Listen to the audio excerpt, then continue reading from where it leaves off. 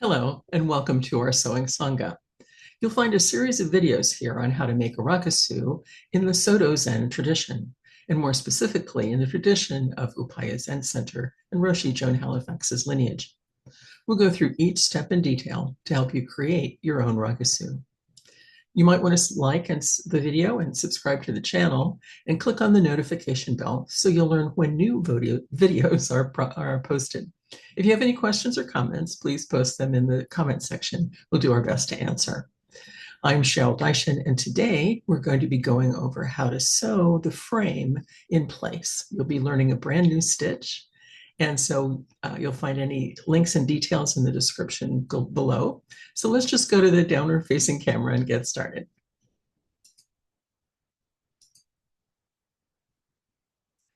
All right, so we're going to learn a brand new stitch today and then learn how to sew the frame in place around the field. So let's revisit what we have so far. So this is what you should have. The face or the patchwork field attached to the white and the white interfacing and the white fabric that you'll be having the signatures and stamps applied to for the Jukai ceremony. So you've basted along the frame, and now we're going to learn how to sew the frame in place, and then we'll be taking out all of the basting stitches. So it looks like this from the front, and it looks like this from the back. So it's important to double check and be sure that you are in this stage, that all of these things are completed before you start with this particular phase. All right, so let's go on with this next step of learning an invisible slip stitch. So that's a little bit of a tongue twister. And I believe in the Rakusu or the Jukai book, the Rakusu section calls this an invisible stitch. And there are actually a number of different invisible stitches out there. And the particular one that we'll be learning is often called a slip stitch in the hand sewing world. So I'm going to show you actually a very exaggerated way to do this stitch first. Because it's invisible, it's based on being very small, and that can be difficult to really visualize. In the description below, I'll be linking to a website that shows the photographs of doing this stitch rather than a video. There are many different videos that you can follow along with, but in this case, because the stitches are so tiny, sometimes it's easier to see with still photos. So let's get started with, actually, let me see if I can add a little bit of light to our subject here.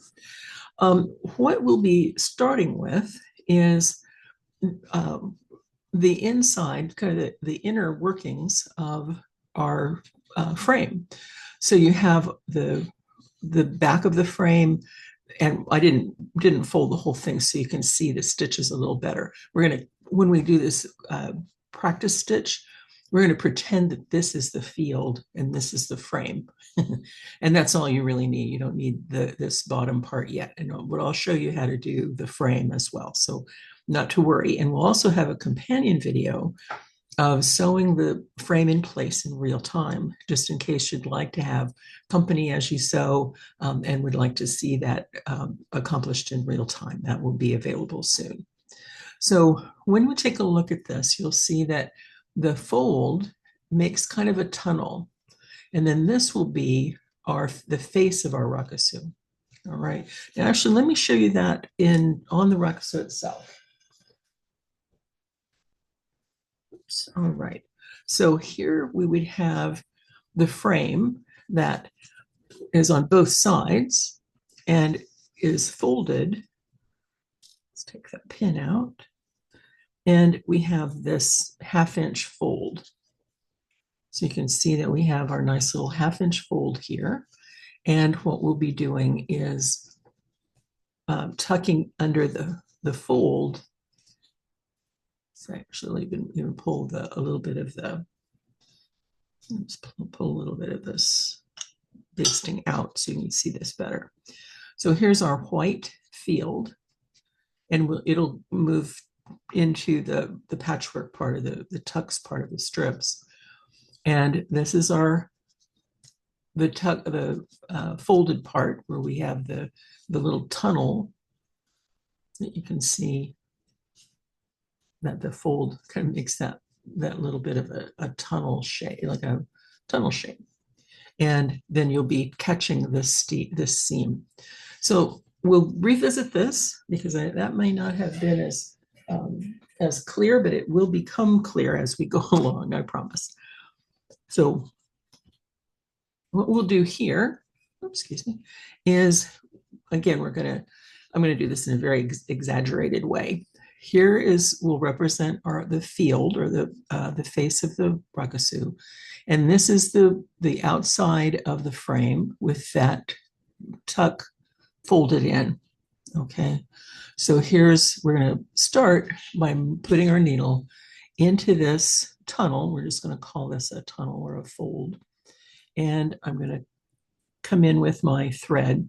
Now, you might notice that I'm using a very large needle and like this pearl cotton embroidery floss instead of a thread and a quilting needle that you'll be using. And as you want to use your regular quilting thread and a quilting needle, not an embroidery or darning or some of the other millinery needles, nothing too big because you want to be able to take small stitches and be able to pull through easily. So again, this is a bit of an exaggerated way to do this. So we're going to come through here and we've hidden the knot in this fold. Okay. So, and especially if it's not a bad idea to watch this video all the way through or partially through, and then put your fabric together and come back and revisit the video when you then are able to do this yourself and you can kind of follow along. Because the nice thing about the video is you can stop and start and be able to try to duplicate what's going on here. All right, so now we have our thread is coming out of the fold, okay, right on the fold. So the next step is to come in and try to hold it pretty close. And I'm going to find just a couple of threads. Now, I'm going to make this fairly exaggerated. So instead of a couple of threads, I'm going to have like, quarter of an inch. I'm going to demonstrate it again in a minute to show you how the tiny invisible way, but we're going to work on this as the large exaggerated way to do this so you can visualize it. All right, so I've got my knot coming out, my knot and my thread coming out of the tunnel, and I'm going to take this nice big bite. Again, you don't want yours to look like this, but it's going to be very similar. So this is an exaggerated way. And I'm going to go into this little fold. Right into the fold, right below where the thread is coming out. Okay. And then I'm going to follow along the little tunnel.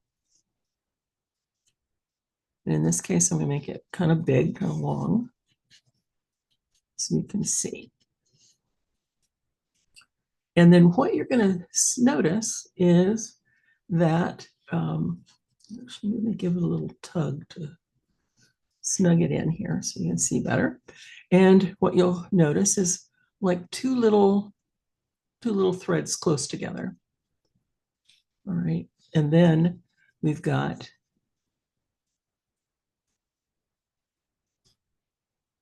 a smaller version. Let's go into, this is our exaggerated version that you just saw. So here I am with my thread coming out of where the fold is, right on the fold line. And I'm just going to pick up, oops, picked up some threads. I'm just going to pick up just a couple of threads here.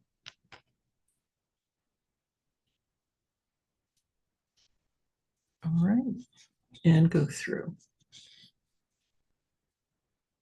All right, and then I'm going to go right back in right below where that thread came out and pick up right along the fold line and go right into that as like a tunnel for your needle.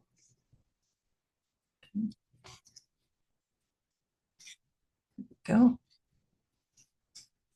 And so here we go. We've got, this can actually be even fewer stitches. Now, when you're working on the Rakusu black on black, then it's going to be less noticeable, and you can, it can be a little bit further apart and a little bit, you don't want it to show, but it's not going to show very well when it's the black thread on the black fabric.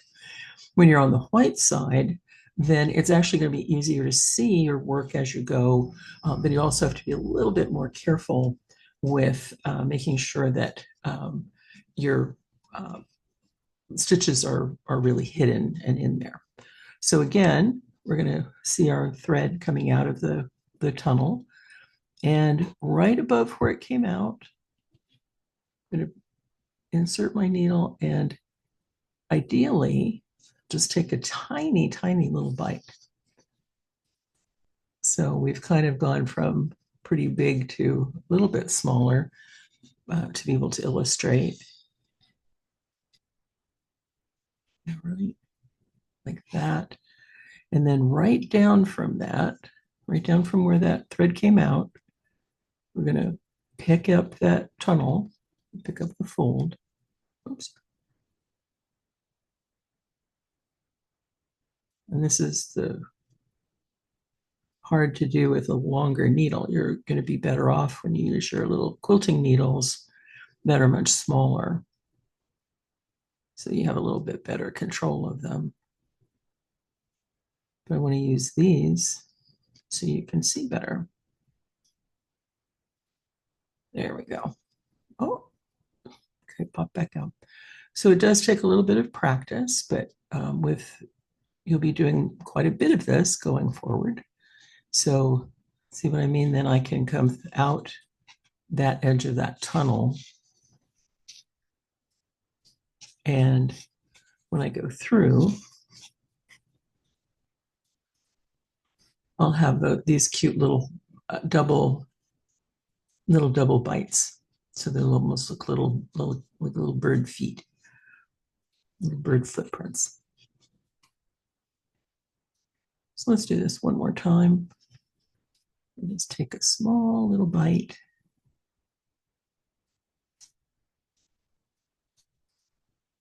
Just gently come out.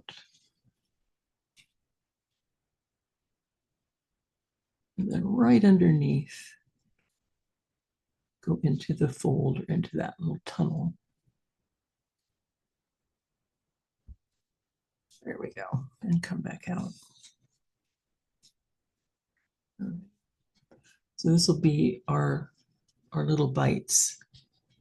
And when we check the back, obviously you're going to have black on black for the Rakusu, but and so you have just these tiny little bites, and this one was a little more exaggerated, but you'll see these little bites that will line right up.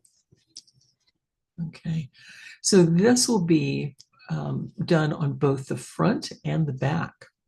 Now, one of the things I'd recommend is taking a look at the front and the back and seeing which makes more sense to you for how to sew this.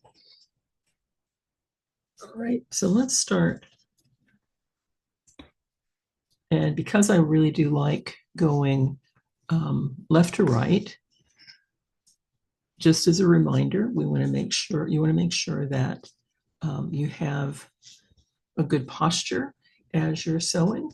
And put your hands on the table. I think that that's much better than trying to gather up the fabric and like when it's sitting in a rocking chair with the fabric all up here, it can be very difficult and lead to things getting wonky and out of alignment. But when you have things spread out on your table and have a nice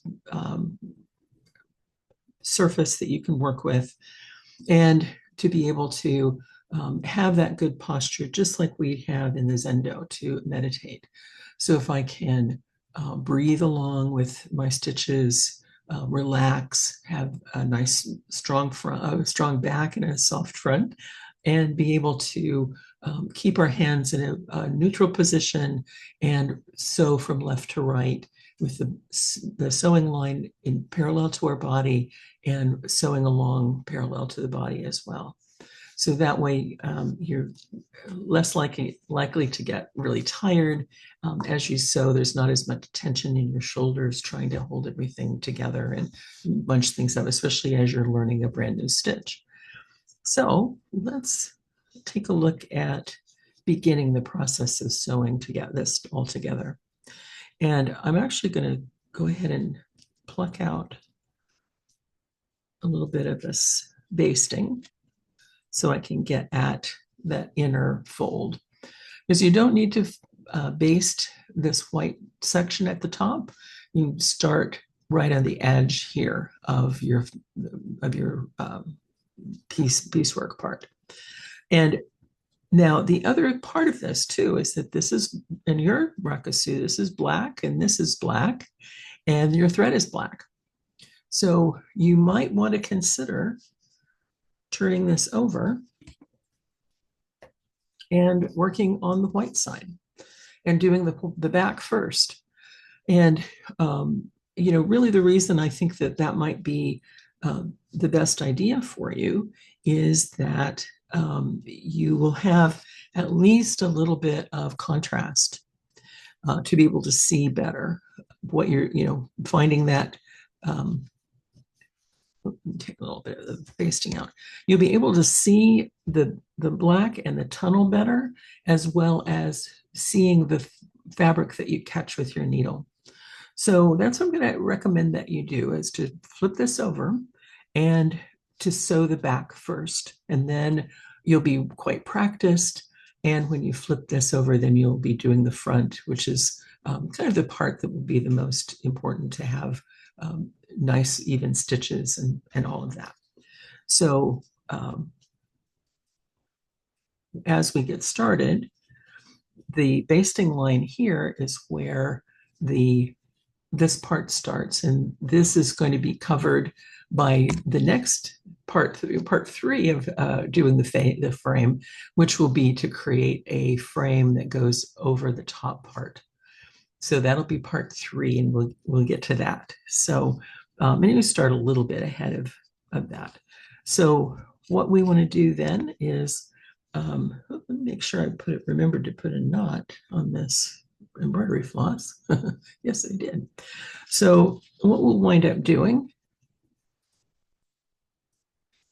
is going in to the fold. So here I have the fold that comes over, and I'm going to put my needle right into that, right on the folded edge. And I'm going to go all the way through. Now, what I'm going to do as well is I'm only going to be working on sewing the frame to this white fabric. I'm not going to try to go through all the way. In fact, I should not go through all the way. Number one, it makes it more difficult to do. It's harder on your fingers and your hands. And then you'd be like flipping back and forth for every single stitch. So you don't want to have to do that, that because you'd, well, gosh, it might not hit the right spot or may it show. So instead, we're going to do this slip stitch on the back and just going through the white fabric. And then on the front, you'll be going through the patchwork part. So that will make everything stay together properly. All right, so here we go. So the next part then will be, here's my thread coming out, and I kind of hoist this up just a little bit. Now you'll be keeping your hands down and relaxed, and so that you don't feel like you're all bunched up and tense. We're going to keep everything relaxed, but I'm going to kind of come up here so you can see a little bit better. So then I'm going to come up and I'm going to grab a couple little threads. Oops. Like I said, the really big needle is a little harder to work with. So you kind of think, well, gosh, a big needle and a big thread, it would be easy, but instead, it's actually much harder. So you'll be using your quilting thread and your quilting needle. And so see, we just have a tiny little bite here, just a couple of threads that we've gone in. All right. Then I'm going to go back to the fold and go right under where that knot, where the thread came out. And these can be pretty far apart. There's not a lot of, there won't be a lot of tension and pull on your Rakusu when you're wearing it. So, it's not like a garment that will sometimes be, the stitches be pulled on and have to be super snug or super tight. It can have a little more gap here. And that makes it easier to work with as well. Okay, so I've got my thread coming out of the fold, and I'm going to come up and find just a couple of threads and I'll pull that through. Okay. Then next step is to come here on the fold again, right below, see right below where I've just stitched. I'm going to go back into the fold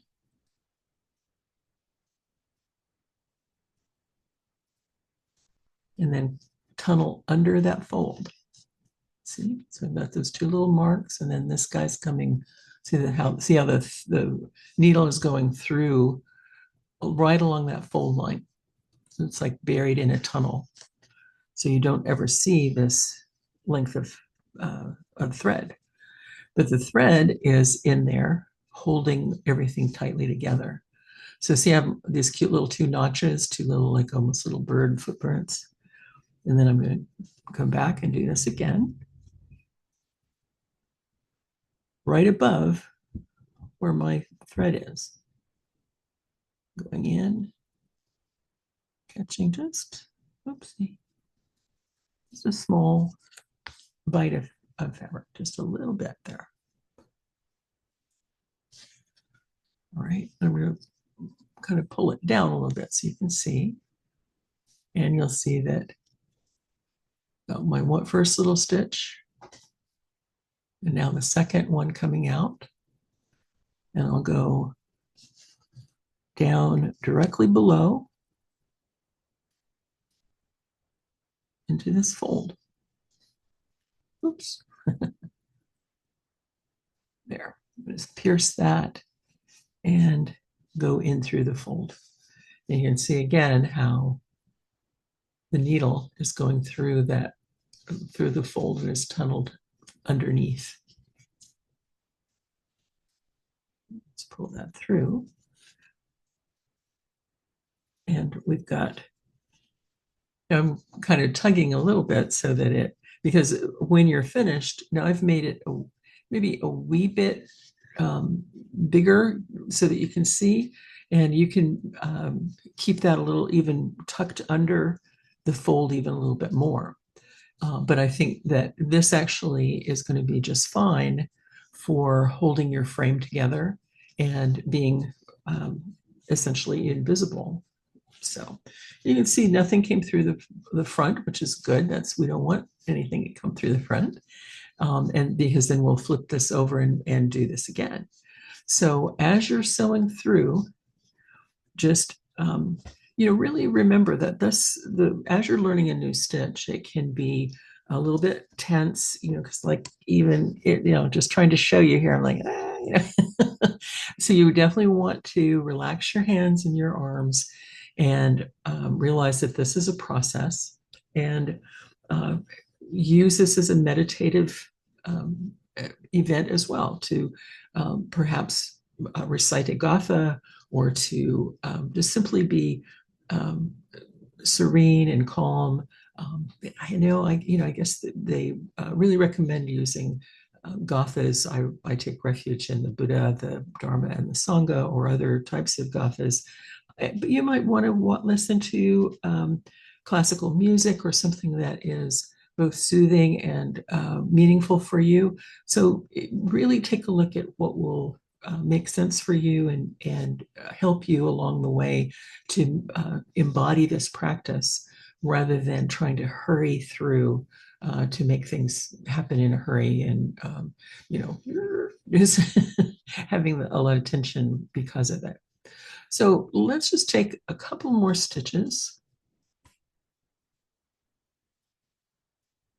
Oops. That's the other consideration here, trying to do this with a camera in front of me, camera in the stand in front, and so it's like trying to do this.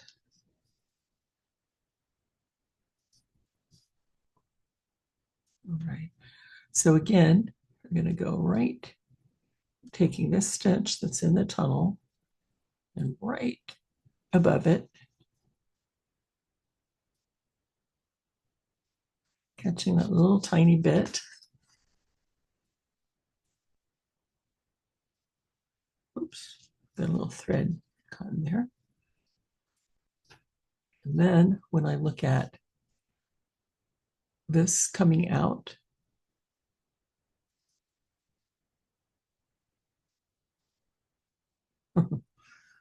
either way, there we go. So this is coming out, and I'm going to go directly below where this thread comes out, directly below it into the fold and through the tunnel.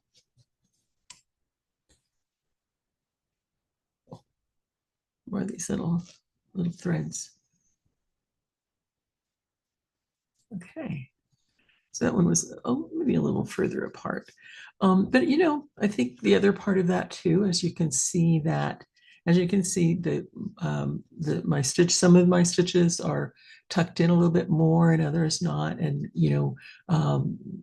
and I mean, I'm going to use my excuse because I've got a camera in front of between me and my fabric. It's kind of like trying to peek around here to see what I'm doing and keeping everything visible for you. But also to realize that as you're sewing along, then, and especially when you take things slowly, you're going to find that you develop more habits and more skills for how to do this. So when you look at the beginning, you might find some variations. As you go along, you may see that you've gotten into kind of the groove of things, and things are settling down and much more even, or your muscle memory gets enhanced by doing the stitches over and over. So at this point, I'm going to stop and let you continue on your own and be watching for a sew along video, and I will make a real-time video of sewing the frame all the way around so that you can have company doing that. If you, again, you might want to have watched this video all the way through, then come back with your frame and all of your materials ready, and then either sew along with me or remind yourself how to do the frame, and give it a try yourself. And if you do have questions or comments, be sure to leave those in the comments section, and we'll get back to you as soon as we possibly can, and try to do our best to answer any questions that you have, because this is, for a lot of you, something brand new. Those of you perhaps have done some hand sewing in the past. This might be like, oh yeah, I've done this a million times, hemming a blouse, hemming a skirt, or whatever the case might be. So good luck and enjoy.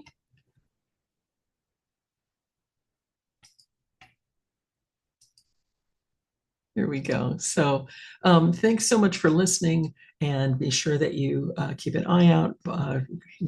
Click that notification bell when we'll be doing part 3 of our videos on how to complete the frame around your Rakusu. So this one is part 2. I'll link to part 1 in the description, and so you can fold the frame and put it around the Rakusu face, and then to be able now to sew it into place. And then finally, we'll be taking a very similar approach. You'll have learned how to make the nice folds, as well as how to do the stitches for doing the top of the frame. So, we're getting really close. Finishing the frame means then the next phase will be attaching the straps and the ring, and that will be pretty close to completing your Rakusu. So happy sewing, and we'll see you in the next one.